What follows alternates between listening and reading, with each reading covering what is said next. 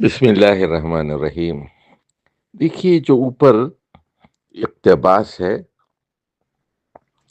یہ آدھا صحیح ہے اور اس میں آدھا جھوٹ ہے کہ اللہ نے دو طرح کے دشمنوں کا ذکر کیا ہے۔ اچھا بھائی، دو دشمن کون ہے؟ شیطان کو انسان کا دشمن کہا ہے، ٹھیک ہے، یہ تو بات صحیح، انہو لکم عدو مبین، اور یہ بھی کہا گیا فاتخذہ عدوا، وہ آپ لوگوں کا کھلا دشمن ہے، یہ بھی کہا، اور یہ بھی کہا اس کو دشمن بناؤ، بنا لو اس کو دشمن سمجھو، اس کی مخالفت کرو۔ لیکن اور فرمایا، اب یہ آخری جملہ بڑا خطرناک ہے، جب میں نے نفس پیدا کیا تو اپنا سب سے بڑا دشمن پیدا کیا۔ تو یہ بات تو کہیں نہیں، فرمایا یہ اللہ کے اوپر جھوٹ ہے یہ، اور اس سے بڑا ظالم کون ہو سکتا ہے جو اللہ سے جھوٹ منسوب کرے؟ ومن ازلم ممن افترى علی اللہ الکذب۔ اچھا دیکھیے، جہاں تک نفس ہے، انسانی نفس ایک پیچیدہ چیز ہے نا، تو اس کے بارے میں کہا کہ نفس کی اپنی شہادت ہے، وَنَفْسٍ وَمَا سَوَّاهَا، تو نفس کی تکمیل کی، اس کا تصفیہ کیا، اور اس پر اس کے اندر دو صلاحیتیں رکھی، فَأَلْهَمَهَا فُجُورَهَا وَتَقْوَاهَا، اس میں گناہ کرنے کی صلاحیت رکھی، اس میں فجور کی صلاحیت رکھی، اور وہ تقواہ، اور اس میں فجور سے بچنے کی صلاحیت بھی رکھی۔ یعنی انسانی نفس کے اندر ایک ضمیر رکھ دیا جو آپ کو بتاتا ہے، ضمیر نفس لوامہ ہے جو بتاتا ہے، کھٹکتا ہے کہ یہ صحیح ہے یہ غلط ہے۔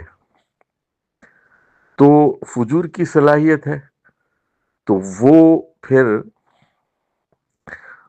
وہ نفس ہے امارتم بالسوء، جو برائی کا حکم دیتا ہے۔ ایک نفس وہ ہوتا ہے امارتم بالخیر، جو نیکی کا حکم دیتا ہے۔ یعنی نفس امارہ کی دو قسمیں ہوتی ہیں، ایک امارتم بالسوء ہے، ایک امارتم بالخیر ہے، ایک برائی کا حکم دیتا ہے، ایک نیکی کا حکم دیتا ہے۔ لیکن بتایا کہ کامیاب وہ ہوگا جو قد افلح من زکاہا، جو اپنے نفس کو پاک کر لے، اور بربادی ہے اس کے لیے وقد خاب من دساہا، جو ضمیر کو دفن کر دے۔ دساہا یعنی تجسید سے ہے، یعنی کسی کو دبا دینا، چھپا دینا، کچل دینا، یعنی جو ضمیر کی آواز کو کچل کر برائیاں ہی کیے جاتا ہے، اس کے بارے میں کہا گیا کہ وہ نامراد ہو گیا، برباد ہو گیا۔ تو نفس نفس پر نفس کے اندر تو دونوں حالتیں ہوتی ہیں۔ وہ جو شاعر نے کہا نا، بالکل صحیح کہا کہ ایماں مجھے روکے ہے تو کھینچے ہے مجھے کفر، کعبہ میرے پیچھے ہے کلیسا میرے آگے۔ تو یہ کیفیت تو ہر انسان کے اندر ہوتی ہے کہ یہ کروں یا نہ کروں۔ تو جو نیک لوگ ہوتے ہیں وہ قرآن کی صحبت میں، احادیث کی صحبت میں، علماء کی صحبت میں، تو وہ اپنے نفس کا ہر گھڑی جائزہ لیتے رہتے ہیں۔ ان پر بھی شیطان کا حملہ ہوتا ہے، ان پہ بھی فجور کا حملہ ہوتا ہے، امارتم بالسوء کا حملہ ہوتا ہے، لیکن بالآخر پھر وہ جیت جاتے ہیں، خیر کا فیصلہ کرتے ہیں۔ تو پھر ان کو تو یہ بات کہ وہ نفس بذات خود دشمن ہے، یہ بات غلط ہے۔ اچھا، پھر وہ نفس کی تیسری جو حالت ہے وہ پھر مطمئن نفس ہے، وہ اللہ کے احکامات پہ راضی ہے، وہ راضیہ بھی ہے، مرضیہ نفس بھی ہے۔ وہ اللہ کے احکام، اللہ کی شریعت پر راضی ہے، اور اللہ بھی اس سے راضی ہے کیونکہ اس کی نیت بھی اچھی ہے، اور وہ اس کا طریقہ کار سنت کے مطابق ہے، بدعت نہیں ہے۔ تو دونوں طرف کی رضامندی جب ہوتی ہے تو وہ نفس راضی ہوتا ہے، مطمئن ہوتا ہے، شاداں فرحاں ہوتا ہے، اور یہ دو طرفہ رضامندی ہوتی ہے، جس کو راضیت مرضیہ کہا گیا، جس کو رضی اللہ عنہ و رضوا عنہ کہا گیا۔ یک طرفہ رضامندی کی اہمیت نہیں ہوتی، دو طرفہ رضامندی ہوتی ہے یہ۔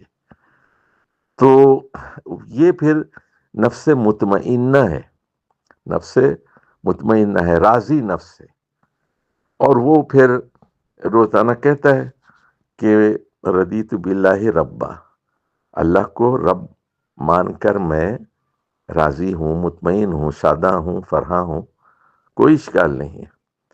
اور وبالاسلامی دینا، دین اسلام کو دین مان کر راضی ہوں، مطمئن ہوں، شاداں ہوں، فرحاں ہوں۔ اور وبی محمد رسولہ، محمد صلی اللہ علیہ وسلم کو رسول مان کر، نبی مان کر بالکل مطمئن ہوں، بالکل شاداں ہوں، فرحاں ہوں۔ ردیت باللہ، راضی ہوں۔ تو یہ نفس مطمئنہ کی کیفیت ہوتی ہے، کوئی اعتراض نہیں ہوتا اس کو اللہ کے ہر فیصلے پر، کہ اللہ کوئی چھین لیتا ہے، لے لیتا ہے، کوئی اس کو وہ اس پر وہ کہتا ہے ٹھیک ہے، اللہ کی مرضی ہے۔ کوئی مر جاتا ہے، کوئی ٹانگ چلی جاتی ہے، کوئی انفس کا نقصان ہوتا ہے، آفاق میں نقصان ہوتا ہے، داخلی نقصان ہوتا ہے، خارجی نقصان ہوتا ہے، وہ مطمئن ہوتا ہے۔ تو نفس کے اندر یہ اسی کا تو امتحان ہے، اسی کی بنیاد پر تو انسان جنت اور دوزخ میں جائے گا۔ یہ جو فریڈم آف چوائس دی گئی ہے، اما شاکرا و اما کفورا، تو یہ نفس کے اوپر ہی یہ چیزیں الہام کی گئی ہیں، یہ خیر اور شر کی۔ اور تو وہ اگر شکر گزار بنتا ہے تو پھر وہ کامیاب ہو گیا، ناشکرہ بنتا ہے تو وہ فیل ہو گیا۔ تو صلاحیتیں دونوں رکھی گئی ہیں، گناہ کرنے کی صلاحیت بھی ہے اور بچنے کی صلاحیت بھی ہے۔ والسلام علیکم ورحمۃ اللہ۔